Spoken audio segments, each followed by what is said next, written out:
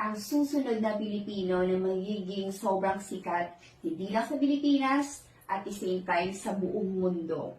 Kasi, yung energy kasi ng person na to is magiging stable talaga yung ano niya, yung kasikatan niya.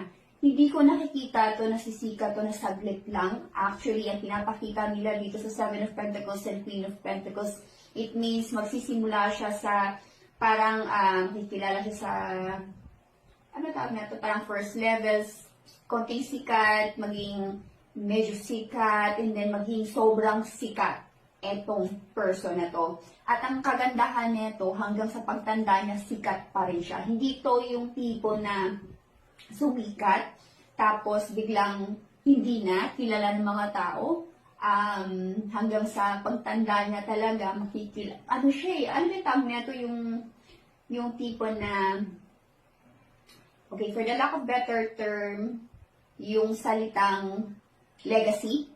So, di ba pag sinabing, oh, what's your legacy? Yung maiiwan mo sa pamilya mo or sa ibang tao na i-value nila. So, ganun yung energy ng person na to. Ang nakakatuwa, kasi yun nga, hindi nga siya yung biglang sikat, biglang mawawala. Hindi, maglalast talaga to at tatatak to sa puso or sa mata ng maraming Pilipino. Okay? At etong person na to is babae to.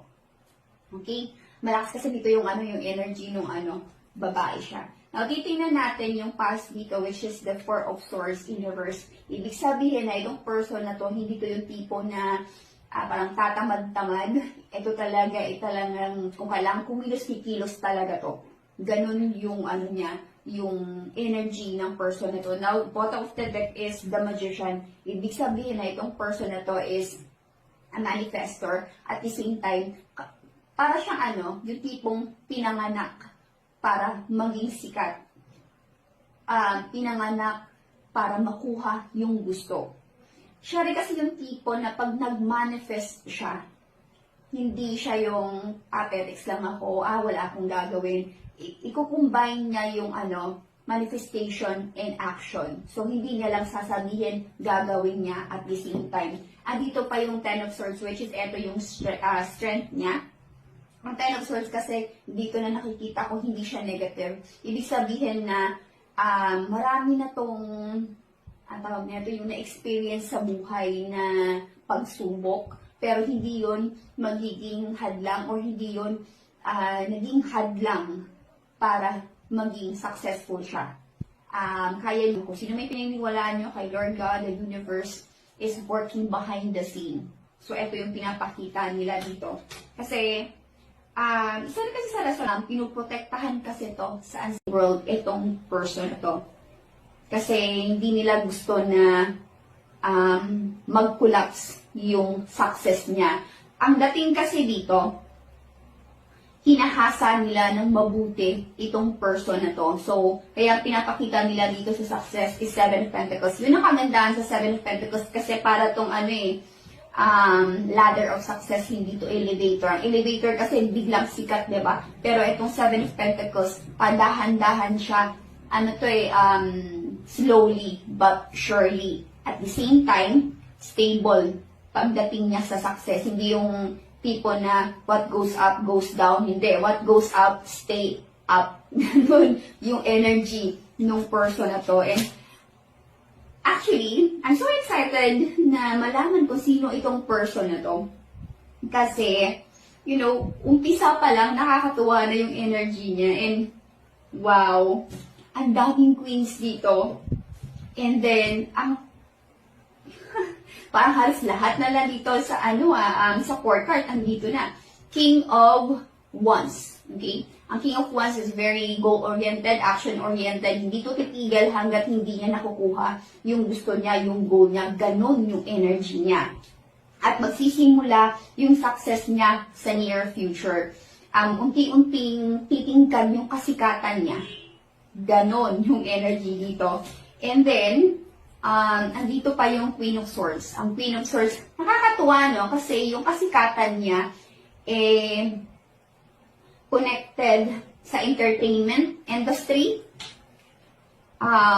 connected din sa politics, connected din sa business. Which is very intriguing, di ba? Kasi halos lahat na lang ng industry andito na eh. Kulang na nga lang dito, Queen of Cups. Yeah, kompleto na yung mga dito, elements dito. Kasi meron tayong fire sign, which is Aries, Leo, Sagittarius. Queen of Pentacles, which is Taurus, Virgo, Capricorn. And then, Swords is air sign, Libra, Aquarius, Gemini. And then, yeah, which is na-mention ko na kanina, kulang na lang yung yung water sign, which is Cancer, Pisces, Scorpio, kumpleto na yung elements. Alright? Andito yung dalawa. Perhaps may inggit sa kanya, ayaw siyang maging successful, sinisendan siya ng negative energy. So, ang ginagawa ng unseen world or mga divine beings na hindi nakikita ng naked eye natin, pinupulido yung yung pangyayari sa future. Hinahanda. Okay, kasi ayaw nga nilang na sabotahe. Nakakatuwa yung energy na to kasi napaka-protected siya ng divine beings. Temperance. Ang advice ng kung sino man to, nakakatuwa. Kasi advice nila dito, be patient. Your time will come. Kapag lumatara, maging successful siya. Kaya nyo, kung sino may pinaniniwalaan nyo kay Lord God, the universe is working behind the scene. So, ito yung pinapakita nila dito. Kasi, isa na kasi sa rason, pinuprotektahan kasi to sa unseen world, itong person na to. Kasi hindi nila gusto na mag-collapse yung success niya. Ang dating kasi dito, hinahasa nila ng mabuti itong person na to. So, kaya pinapakita nila dito sa success is Seven of Pentacles. Yun ang kagandahan sa Seven of Pentacles kasi para tong ladder of success, hindi to elevator. Ang elevator kasi biglang sikat, di ba? Pero itong Seven of Pentacles, padahan-dahan siya, slowly but surely. At the same time, stable pagdating niya sa success. Hindi yung tipo na what goes up, goes down. Hindi. What goes up, stay up. Ganun yung energy ng person na to. And actually, I'm so excited na malaman ko sino itong person na to. Kasi, umpisa pa lang, nakakatuwa na yung energy niya. And, wow, ang daming queens dito. And then, parang halos lahat na lang dito sa sa fourth card, andito na. King of Wands. Okay? Ang King of Wands is very goal-oriented, action-oriented. Hindi to titigil hanggat hindi niya nakukuha yung gusto niya, yung goal niya. Ganon yung energy niya. At magsisimula yung success niya sa near future. Unti-unting titingkad yung kasikatan niya. Ganon yung energy dito. And then, andito pa yung Queen of Swords. Ang Queen of Swords, nakakatuwa, kasi yung kasikatan niya, connected sa entertainment industry, connected din sa politics, connected din sa business. Which is very intriguing, di ba? Kasi halos lahat na lang ng industry andito na eh. Kulang na nga lang dito, Queen of Cups. Yeah, kompleto na yung mga dito, elements dito. Kasi meron tayong fire sign, which is Aries, Leo, Sagittarius.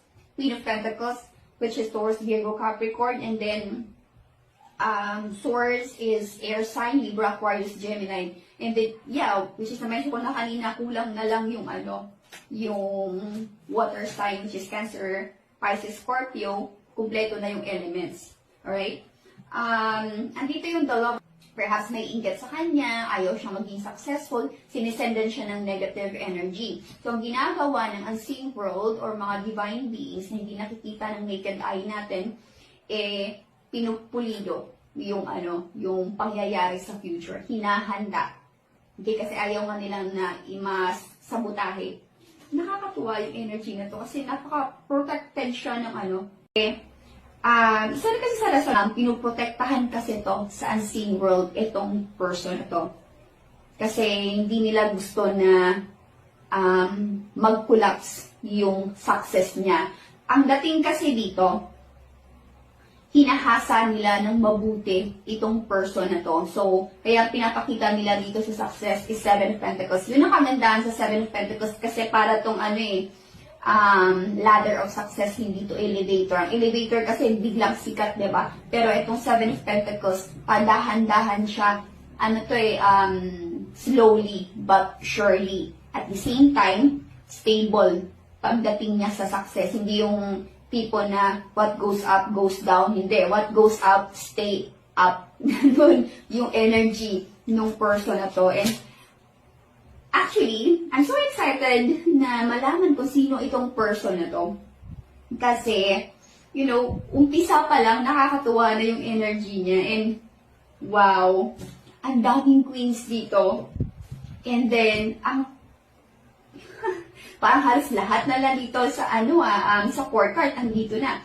King of Wands. Okay? Ang King of Wands is very goal-oriented, action-oriented. Hindi to titigil hanggat hindi niya nakukuha yung gusto niya, yung goal niya. Ganon yung energy niya. At magsisimula yung success niya sa near future.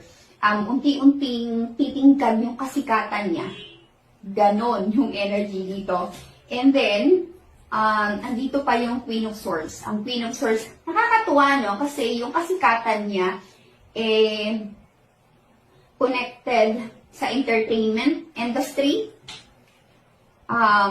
connected din sa politics, connected din sa business.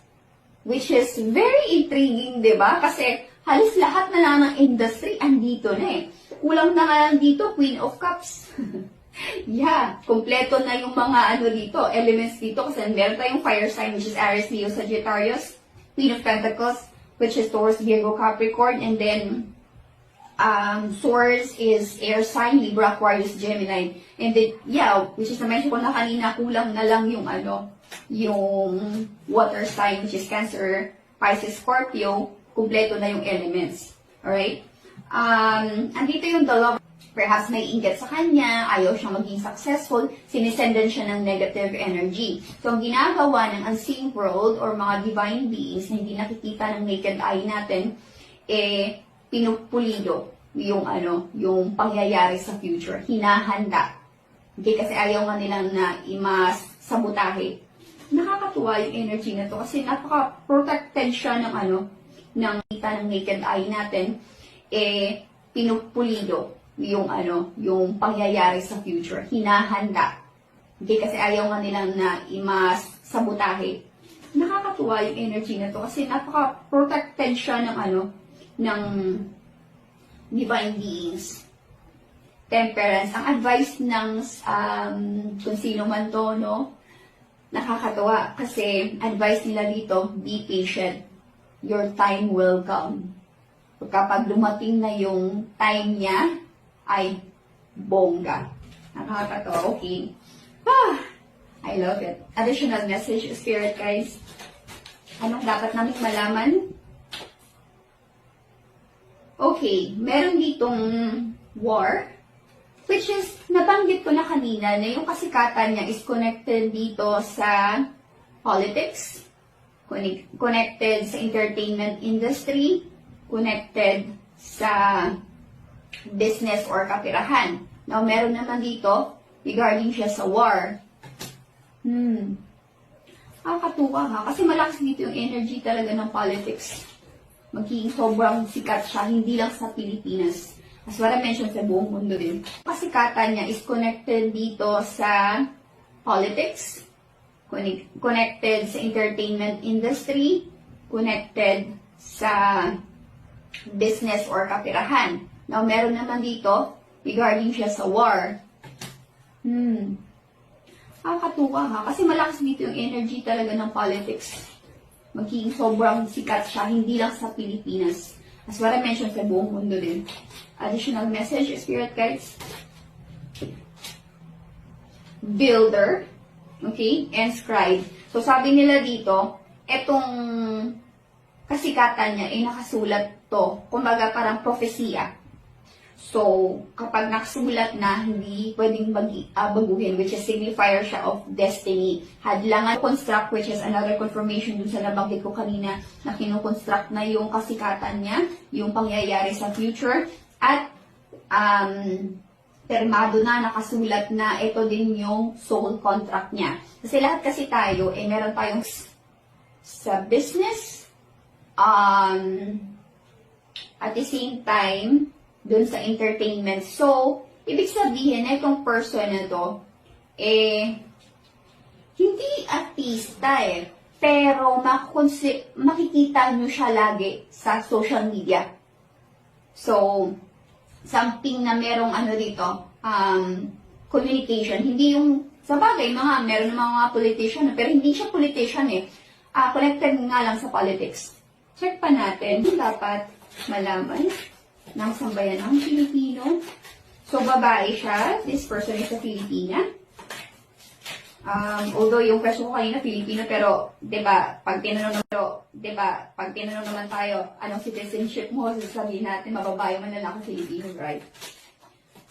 Additional message of spirit, guys.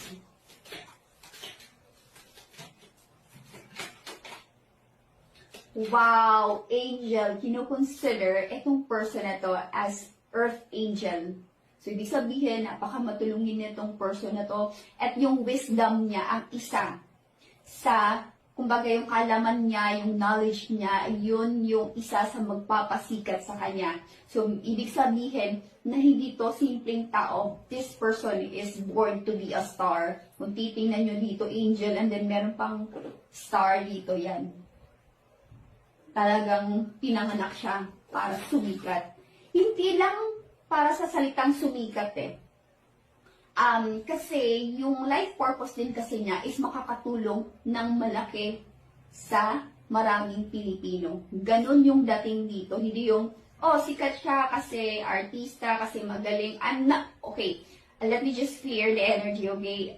Hindi ko discriminate. Hindi ako yung tipo ng ganon. Ibig ko sabihin yung sumikat siya dahil sa marami siyang kawang gawa na nagawa.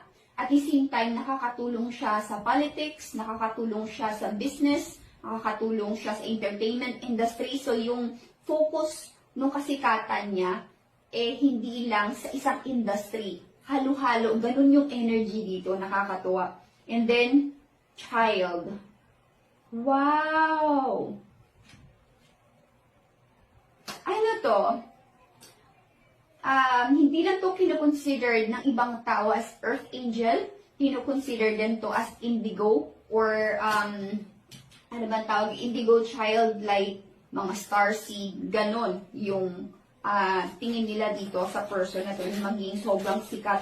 Grabe nga, nakakatuwa yung energy niya kasi hindi nga siya nakabase sa isang industry lang. Maraming industry, maraming makakakilala sa kanya. Yung iba politician, yung iba mga sikat na artista, yung iba naman is nasa business world, which is yung mga businessman, businesswoman, something na related sa kaperahan.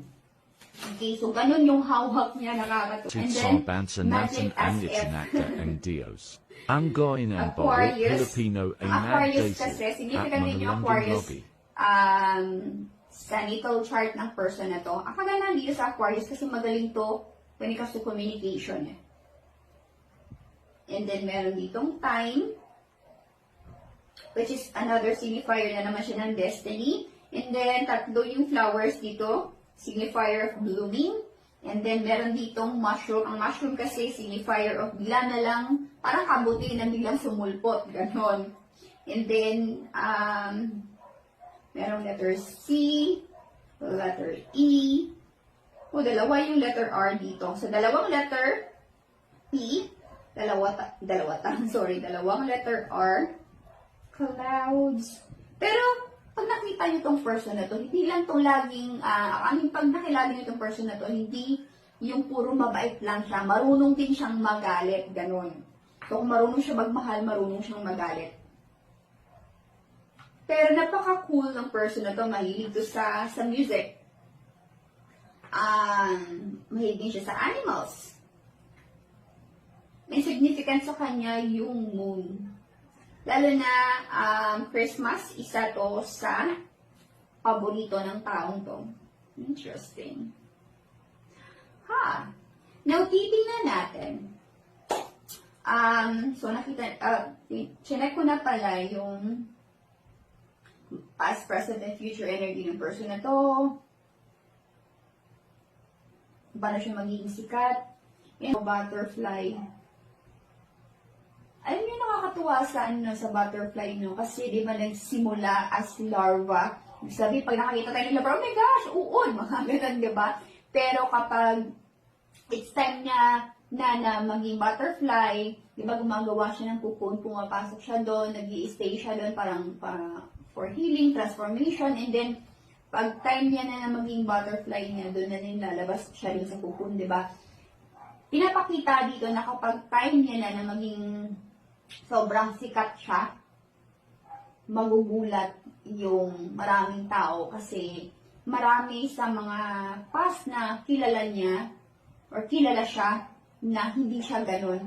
And then, ano nangyari dito sa person na to? Bigla na lang, hindi ko akalain na meron palang talent na ganito itong person na to. Hindi ko akalain na sobrang talented pala, sisikat pala itong person na to. Kasi dati, binubuli ko lang to. Dati, sinasabihan ko ng mga hindi magaganda kasi akala ko hindi talented, akala ko hindi sisikat, akala mga ganon yung energy dito. So marami sa mga past connection ng person na to hindi talaga aakalain na sisikat. Parang siya, yung pangdating na pang Pacquiao, pang Manny Pacquiao, di ba, na from sobrang hirap sa life, nagpursige, nag-fail, from rag to riches.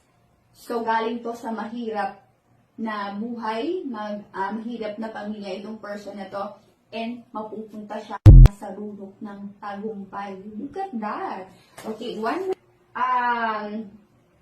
ang bouquet kasi dito, di ba yung binibigay yun pag merong mga award?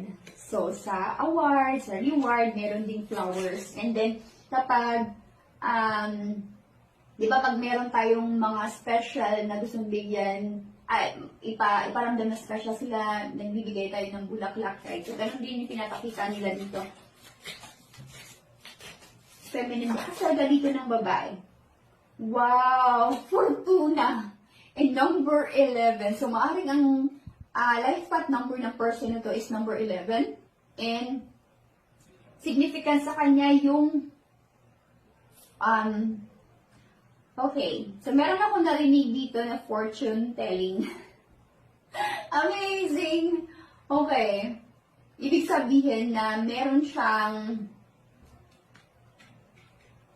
oh my gosh, this person is a psychic, a reader. Ang reader naman kasi marami yan. Merong tarot reader, merong energy reader, merong psychic reader.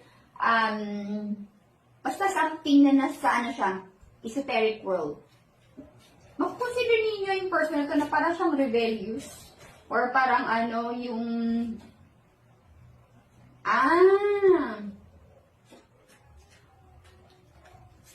okay. Yung rebel dito, hindi ito negative. Actually, positive siya in a way na hindi siya basta-bastang sumusunod sa common rules or kumbaga parang, ito yung policy in a way na kailangan sumunod ka. Meron kasi sa natin, di ba, sa community natin or parang, ano ba sabihin ito? Like, kailangan maging, kapag ito yung trending, sumunod ka rin siya. Hindi may sarili siyang trending. Kumbaga, siya, initiator siya, creator siya, ganun siya. Now, kung ano yung feel niyang gawin, ginagawa niya, hindi siya sumusunod. Dahil kasi uso, gagawin ko, no. Hindi ganito yung person na to. Kung ano nasa isip niya, gagawin niya yung sa tingin niya, bago, hindi pa nagawa. Sasabihin, hindi pa yan, hindi yan sisikat. No, itong gagawin ko, feeling ko sisikat to, sisikat talaga to. Ganon yung energy ng person na to, nakakatuwa. And then, recognition. So, doon siya marirecognize din sa salitang, kakaiba. Iko-consider siya ng maraming Pilipino na kakaiba itong person na to. Ganon. Okay, very interesting. Kasi lumabas dito yung Fortuna, which is na-mention ko kanina na fortune telling. This person is a reader, as what I mentioned, is a psychic. So, I'm curious kung sino yung person na to. Pipicturean ko to yung andito, which is andito yung letter. And then, kayo na bahala kung sino man itong person na to. Maaaring kilala nyo to. Maaaring konting sikat na to or perhaps sobrang sikat na. Leave a comment on the comment section.